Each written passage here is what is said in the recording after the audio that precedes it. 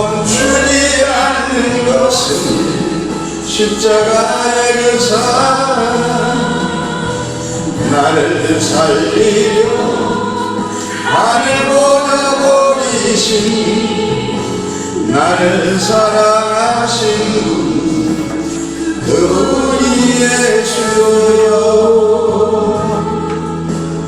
나를 사랑하신 그분이 예수요.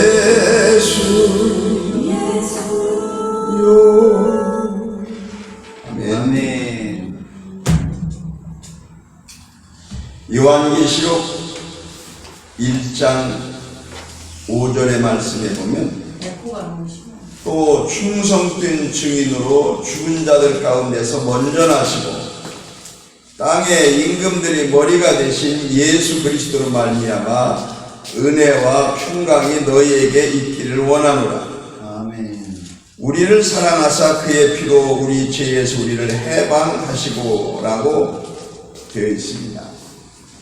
오늘 보혈의 3대 능력이라는 주제로 말씀을 전하고자 합니다. 설교 전에 재미있는 이야기는 마음을 열기 위해서 필요하고 또 그 설교와 연관되는 그런 의미가 있습니다. 우리나라 코미디는 되게 그냥 웃기기만 하려고 하는 데 있다고 그래요. 그런 외국이나 선진국에는 이 코미디 내용이 교훈을 주는 데에 포커스를 맞추는데 우리나라는 무조건 웃기기만 한다고 그래요. 그런데 재미있는 이야기는 영적인 데에 의미를 두어야 좋은 겁니다. 아멘. 그래서 영적인 깨달음이 필요한 거예요. 경상도 할머니가 미국 LA에 갔어요. 로스앤젤레스. 한국인들이 많이 사는 데죠. 거기 딸내가 살거든요. 시집 가서. 우리 햇님이네하고 똑같이. 그런데 자기 손자가 올 때쯤 됐는데 거기가 있으니까 누구 말할 사람도 없고 이웃도 없고 영어도 잘 할 줄 모르고, 그런데 너무 답답해서 손자가 올 시간이 돼서 마중 나갔대요. 그 버스 정류장에 나가서 보니까 미국 할머니도 또 마중 나왔어. 뭐라고 말을 하고 싶은데 영어를 할 줄 몰라서 뭐라고 할까 하다가 답답하긴 한데 기다리고 있다가 버스가 온 거예요. 그래서 이 경상도 할머니가 왔대! 이러고서 말을 했더니 미국 할머니가 이 한국 할머니가 영어도 할 줄 아네? 왔대, 왔대! 이 미국 할머니가 뭔데? 무슨 날이냐니까 월요일이라고. 뭔데? 하니까 이 경상도 할머니 이 사람 미국 사람이 한국말도 할 줄 아네? 경상도 말이네? 뭐긴 뭐야, 버스데이! 버스데이!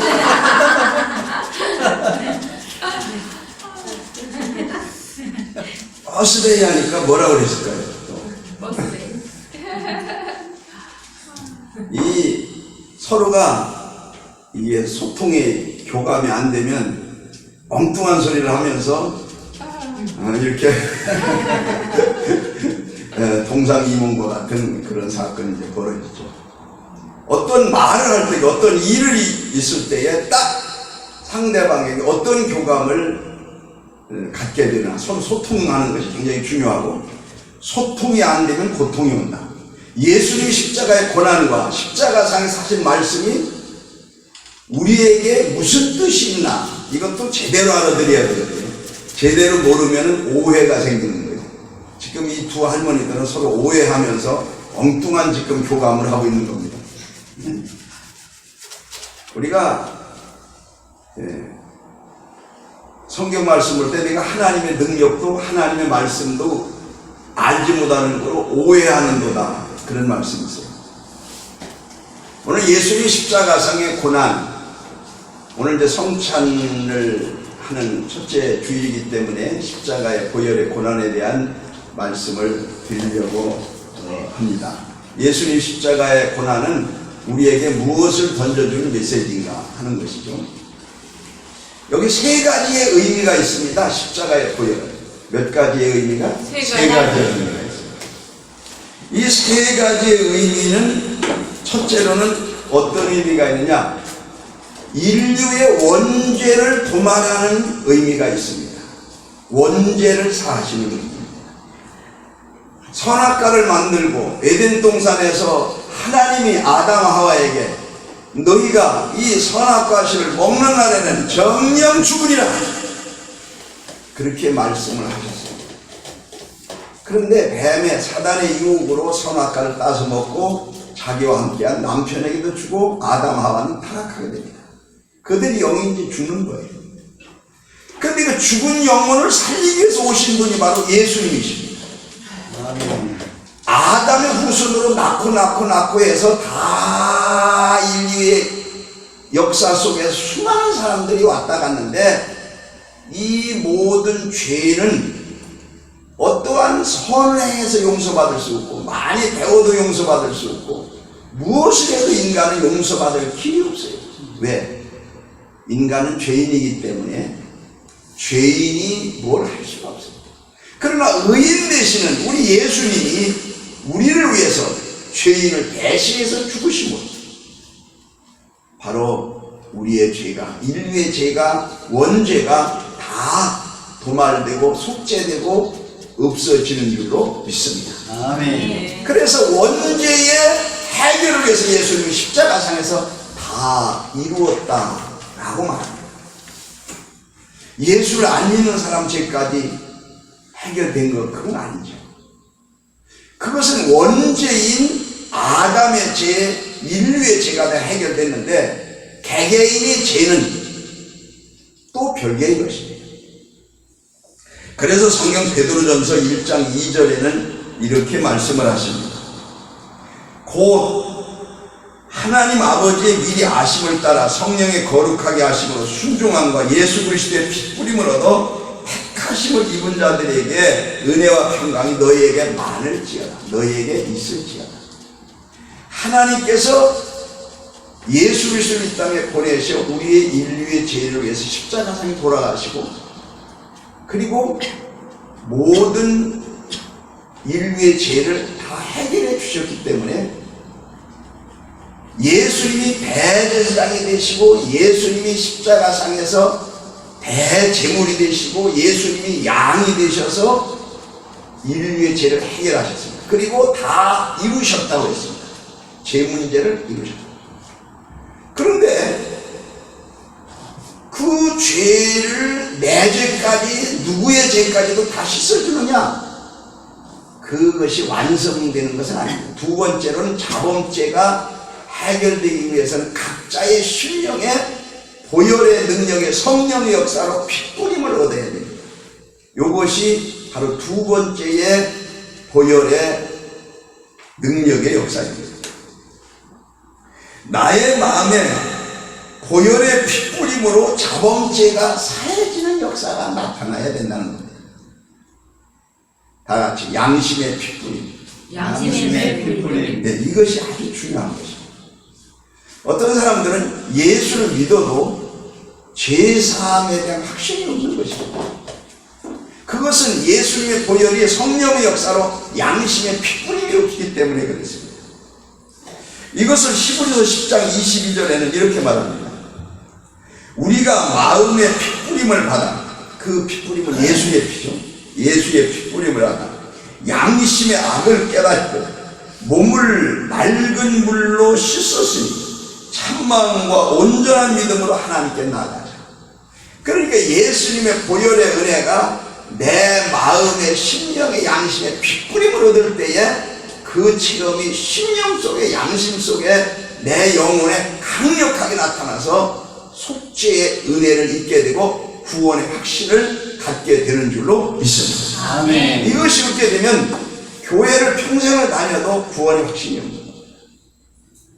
나의 죄를 씻기는 예수의 피밖에 없네. 골백번을 불러도 예수님의 핏부림의 보혈의 은혜가 성령의 역사로 마음에 인침받지 않으면 구원의 확신이 없어요.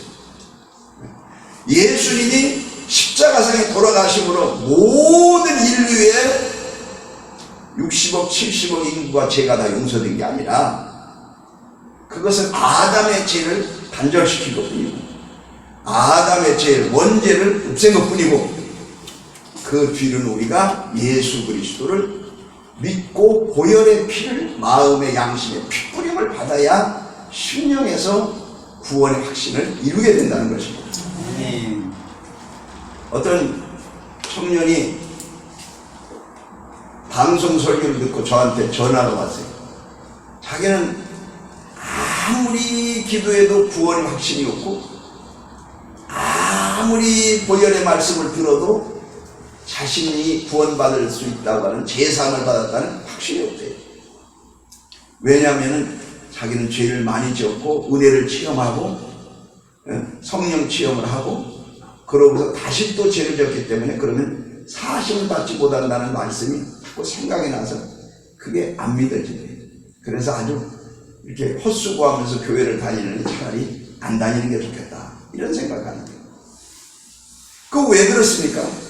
바로 심령의 영혼의 양심의 보혈의 핏뿌림이 성령의 역사 속에 일어날 때 확신이 생기는 건데 그것이 없어졌어요.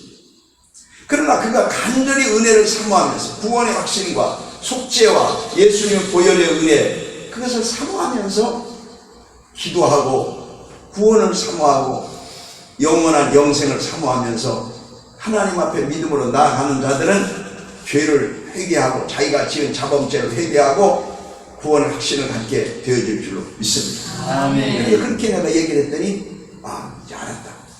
그렇게 저도 그렇게 체험을 했거든요. 처음에 교회 나가서 구원받았다는 확신이 안 생깁니다. 죄사함 받았다는 확신이 안 생깁니다. 뭐 죄사함 받았다는 어떤 증거가 있지 않잖아요.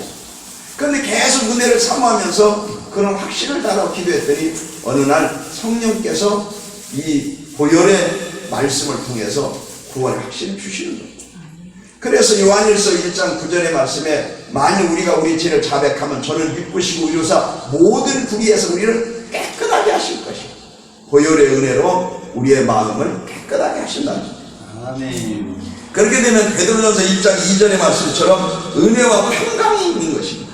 다 같이 은혜와 평강. 은혜를 받으면 평강이 있습니다. 평안합니다. 은혜를 받지 못하면 평안이 없는 것입니다. 하나님 앞에 왜 나옵니까? 교회에 왜 나옵니까? 예수 왜 믿습니까? 이렇게 물어보면은 많은 사람들이 복 받기 위해서 믿는다고 해요.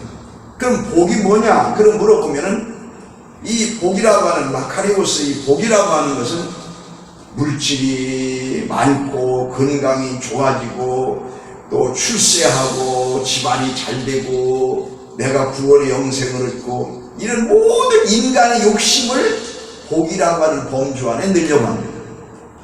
그러나 사실은 그것도 아주 틀린 말은 아니지만 이렇게 신앙생활하게 되면 항상 갈등이 생깁니다. 그래서 나보다도 더 잘된 사람은 복 받고 나같이 그 사람보다 비교해서 못된 사람은 항상 나는 벌 받은 것 같고 죄값을 받은 것 같고 나는 하나님께 사랑도 못 받은 것 같고 남하고 자꾸 비교하게 되거든요. 여기에 문제가 있는 거죠. 나보다도 더 돈이 많은 사람도 나보다 신앙이 없을 수 있고 나보다 더 육신적으로 잘 나가고 더 풍성한 사람도 나보다 더 은혜가 없을 수 있어요. 나보다 더 행복이 없을 수 있어요. 그러니까 세상의 모든 것을 물량주의 쪽으로 나가게 되면은 이거는 하나님이 바라시는 진정한 신앙생활이 아니라는 거죠.